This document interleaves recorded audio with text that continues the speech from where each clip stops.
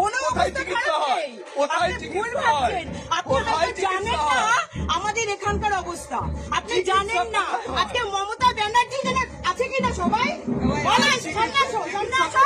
মমতা ব্যানার্জির জন্য আজকে সবাই রয়েছে, নাহলে কি অবস্থা? চিকিৎসা মমতা ব্যানার্জি আছে বলে চিকিৎসা হচ্ছে, মমতা ব্যানার্জি আছে বলে চিকিৎসা হচ্ছে, মমতা ব্যানার্জি আছে বলে আমরা খেতে পাচ্ছি।